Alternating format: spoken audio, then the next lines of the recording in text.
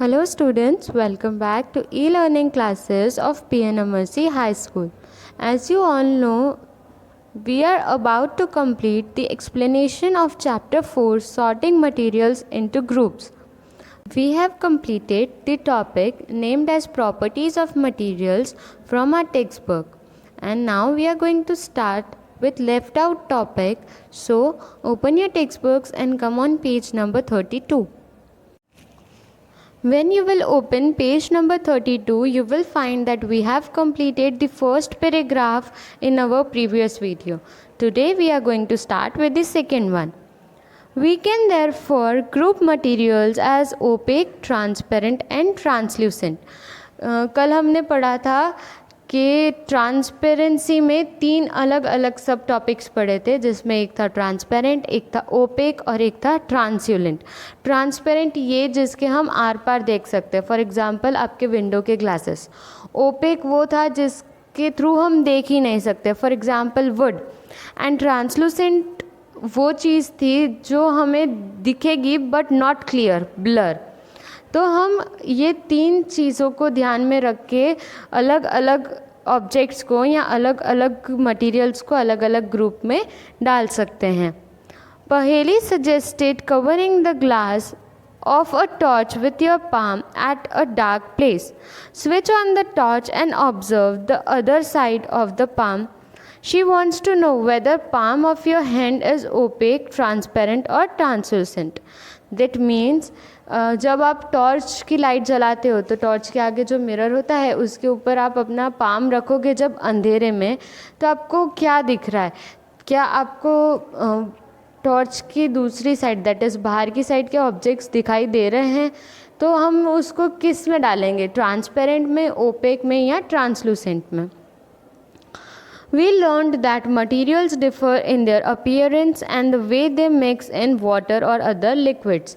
This means हमने आगे पढ़ा कि मटेरियल जो हैं वो अपीयरेंस मतलब दिखने में अलग अलग होते हैं और पानी में मिक्स होने वाले अलग होते हैं और ऐसे लिक्विड्स भी होते हैं जो पानी में मिक्स हो सके या नहीं भी हो सके.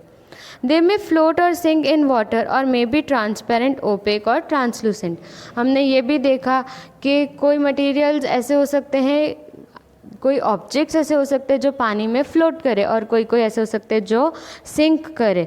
और हमने ये भी पढ़ा कि जो मटेरियल्स हैं या जो ऑब्जेक्ट्स हैं वो ट्रांसपेरेंट, ओपेक या ट्रांसलूसेंट भी हो सकते हैं. Materials can be grouped on the basis of similarities or differences in the properties. हम materials को एक ग्रुप में कैसे लेके आ सकते हैं? उनकी सिमिलैरिटी या उनके डिफरेंस के बेसिस पे. Why do we need to group materials? हमें materials को ग्रुप में लाने की या अलग अलग ग्रुप में डालने की ज़रूरत क्या है?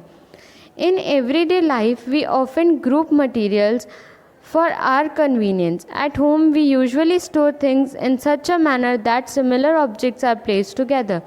हम हमारी डे टू डे लाइफ में आसानी से सारी चीज़ें ढूंढ सके इसलिए हम सब कुछ अच्छे से ग्रुप में ऑर्गेनाइज करके रखते हैं.